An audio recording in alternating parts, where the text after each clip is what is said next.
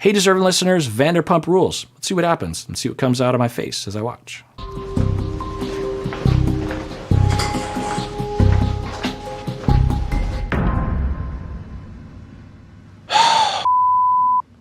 How long have you known? I don't know. I didn't mark it on my calendar. I guess Tom came to me like a month ago. I don't know, weeks ago. Yes, he did. Yeah, as soon as he said, I didn't mark it on my calendar. Every time I've heard someone say that, it later was clear that they were trying to obscure something. Of course, you didn't mark it on your calendar, but that's not the question. And if you understand the weight of the situation, Tom Swartz, then when you're asked a question like that, how long have you known, you would answer it in a way that, respects the weight of the answer. I don't know, I didn't mark it on my calendar. What do you expect from me? You would, if you're being sincere and you're not being shady, then you would answer the question of, I'm not exactly sure, but and the other thing is when you have a bomb dropped on you like that your best friend has been cheating for 8 months, and you're friends with Ariana, you're friends with Raquel, they're friends, you would think you would remember at least the general timeline of when you were told, right? You didn't necessarily mark it on your calendar, but you'd be able to piece things together, particularly with how much of our lives are on our phones now with calendar and stuff. You think you'd be able to zero in on it. So this whole idea of like, I don't know, I didn't mark it on my calendar. I could have been. And then he answers, I'm mocking him, which isn't cool, but he answers it in that way. And then this individual immediately is skeptical of that, either for good reasons, meaning that she has data, or she just knows when he's being shady.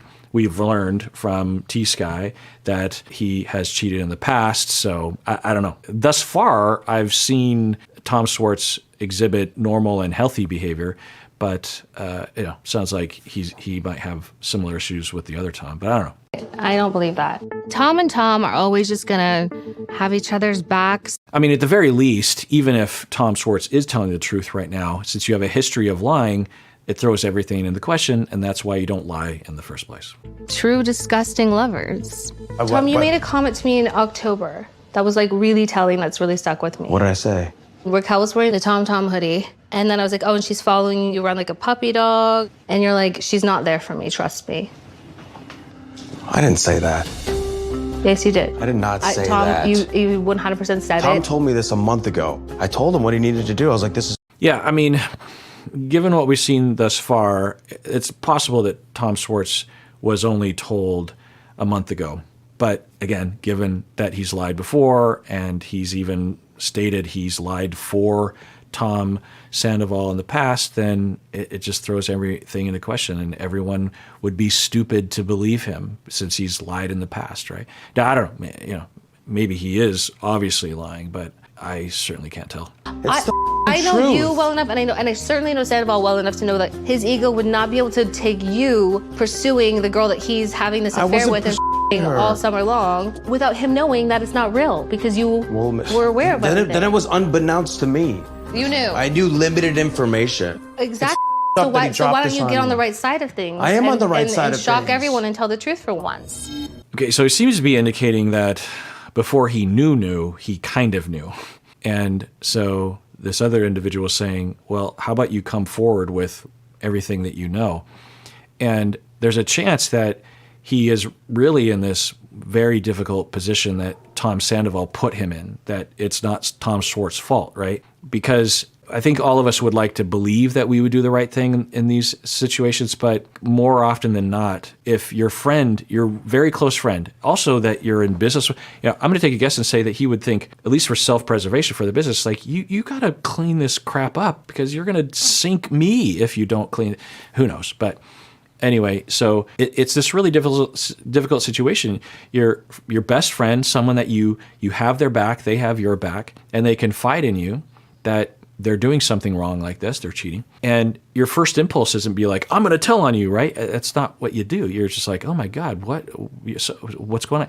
And then Tom Sandoval probably like, I'm so in love. And then of course, because you're a friend, then you support that. You're like, oh, good for you. That's wonderful. And if you don't have a lot of experience with this, they're pretty young, then you don't necessarily know exactly how to navigate it. For me, the older I got, the more likely I would be with a friend, I'd be like, so you're putting me in this really weird situation because if this comes out, I have to explain and I can't lie. And you're already putting me in a position where I have to lie by omission. I don't like this. You should never have told me, or you should have never done this or something.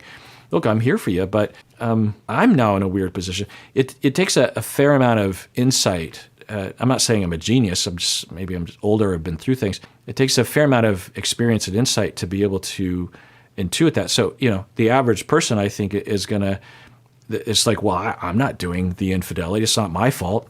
I'll lie by omission because I'm not going to rat my friend out. That's not a good friend. So that's what I'm going to do. I'll just put my head down and I'll just act like it's not happening, and it's not my problem.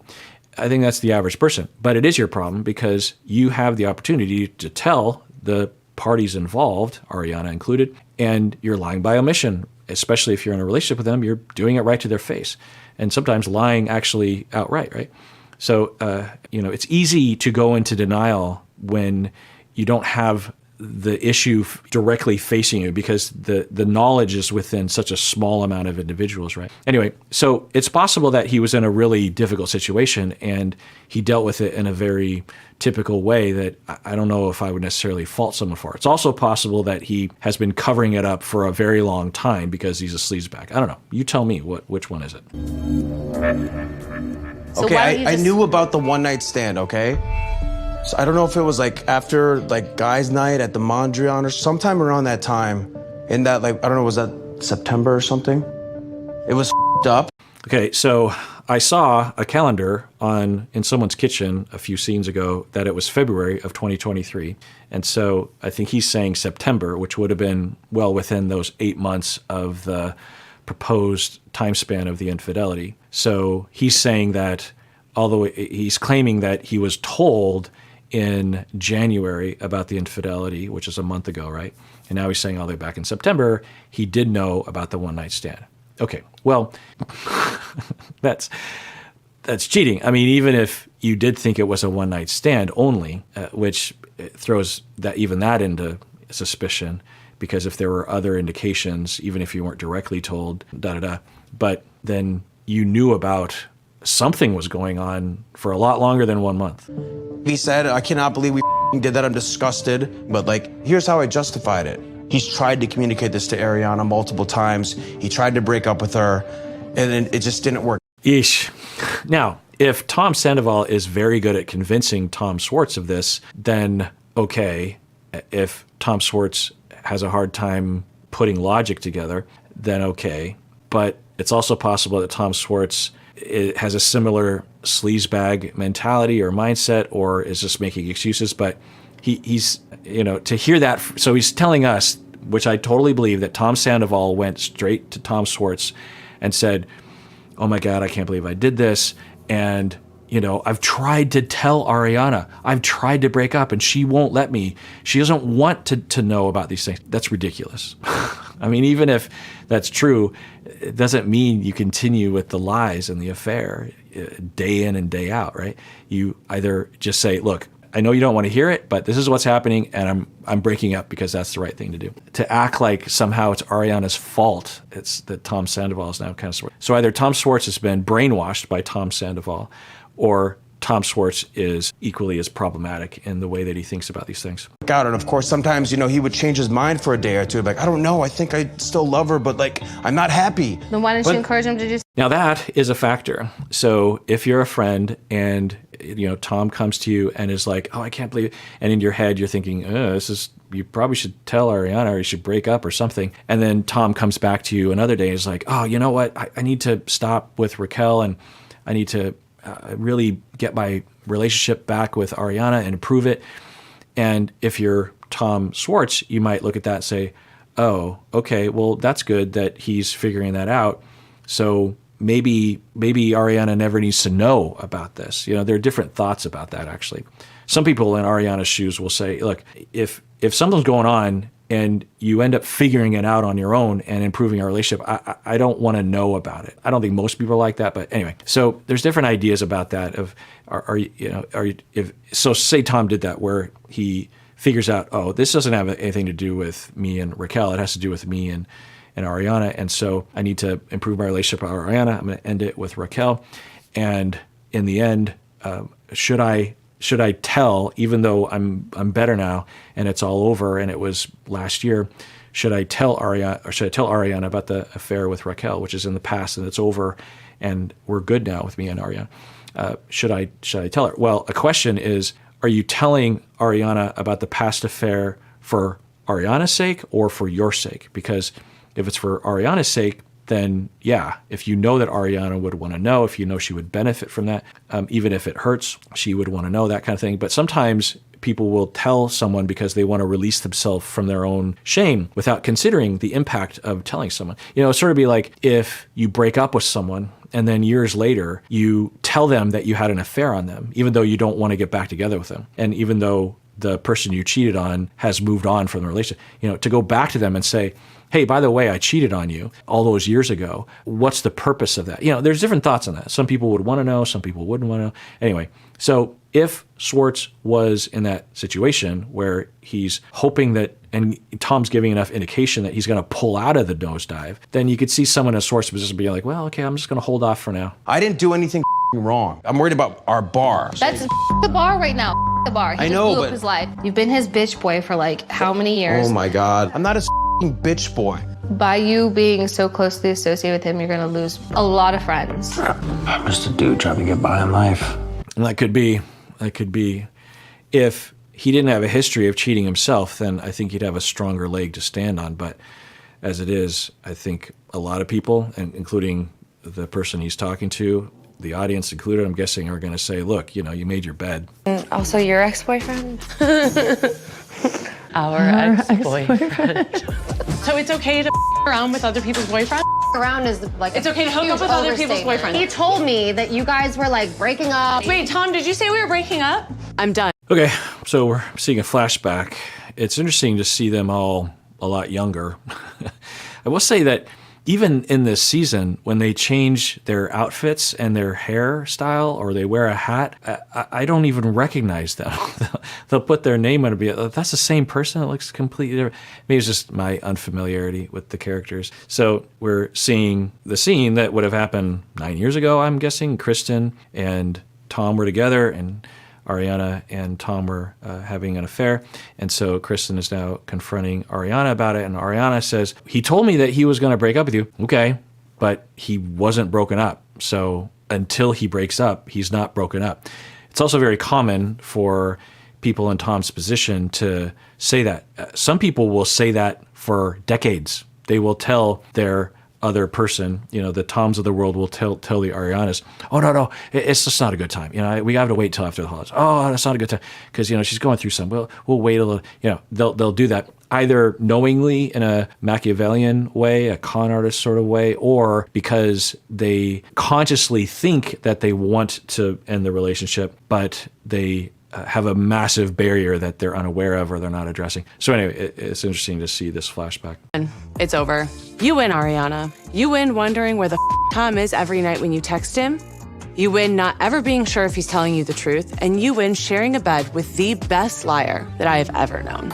I mean, that is interesting. That is interesting because this is one of the things that the people in Kristen's position will say. It's just like, okay, you can have him, but realize what sort of dude he is. I know from your standpoint, he's wonderful, and he's because that's another thing I guess I haven't talked about, which is well understood. I'm sure you all know this, but it's worth mentioning that when you're in Ariana's position back then and now Raquel's position, apparently her original name was Rachel. She changed it to Raquel, which I don't know. People can change her name, but I don't know what the factors were there. But when you're in the position of the other person, you can sometimes, if you have your own self-esteem issues, your own attachment, insecurity issues, it can be interpreted as, oh my God, he loves me so much. Look what he's giving up. Look at what he is sacrificing. Look what he's going through. It's so romantic. There's so many reasons as to why he shouldn't be with me, but he is with me.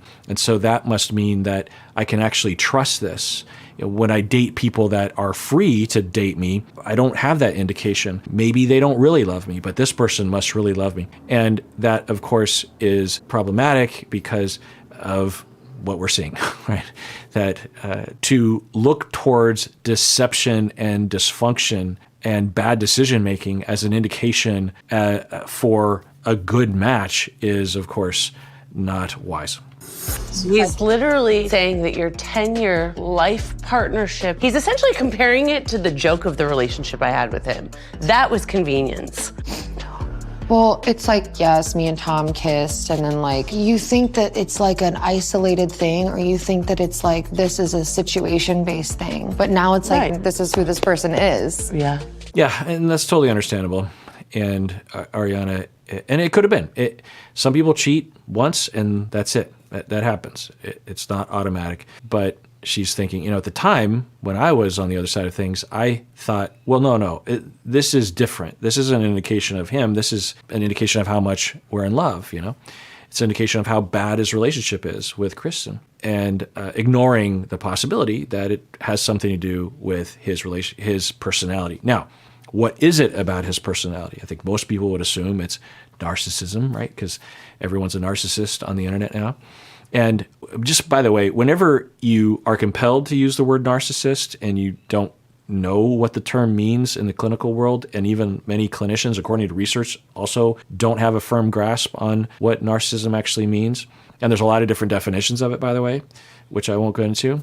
But if you ever feel compelled to use that term, or you hear someone else using that term, use a different phrase other than that to describe it. There's a lot of terms and a lot of phrases, a lot of words in the English language that are available to us. And the word narcissist, to me, whenever I hear someone saying it, I have no idea what they're referring to. So I will always inquire, by narcissist, what do you mean? Or I might even say, by narcissist, do you mean self-centered?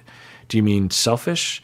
What do you mean exactly? Because when you get to the more specific words, it's much more descriptive and much more useful as communication. The word narcissist is basically meaningless at this point because people use it as a same with gaslighting. It doesn't mean anything because people use it for everything, and they use it so imprecisely and in different situations. Now, in the clinical world, the words narcissism, narcissistic personality, and gaslighting are very specific and well-defined in the clinical literature and have been for a long time. People in my field have spent sometimes their entire career developing those consensus-based definitions and criteria to qualify for that. So they're very carefully defined and very carefully researched and very carefully constructed by us and tweaked over time. But anyway, so what do we mean by that? Do we mean that Tom was selfish or self-centered or wasn't considerate, this sort of thing? Is that what's wrong with his personality, or is it something else which I've proposed other possibilities?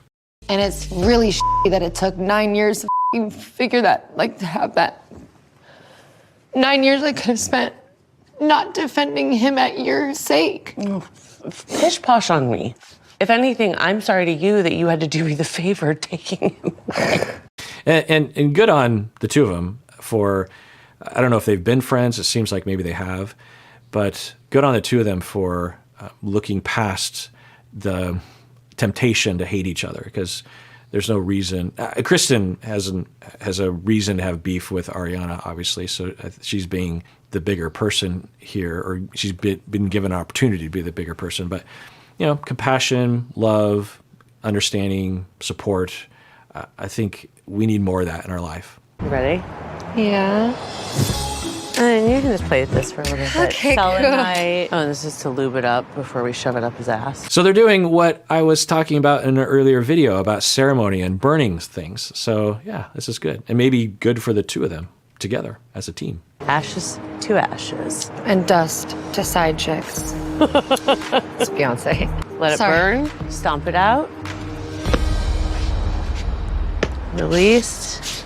Ashes to ashes. Now, of course, scientifically, this does nothing other than what I'm about to say, which is involved in science and observation and measurable outcomes. There's a lot of different definitions of ceremony, but one of them that I was told many years ago is that it's a sacred space in which you do an intentional routine or set of behaviors, usually in front of other people and with other people, that signify crossing a boundary. Before you enter the sacred space, you're of a certain state, whether it's you're single and not married, and then you enter the sacred space of the wedding, and it has a lot of different accoutrement with it, right? You have the officiant, you have the music, you have the flowers, you have the get-ups and the outfits, and there's the bridesmaids and the grooms.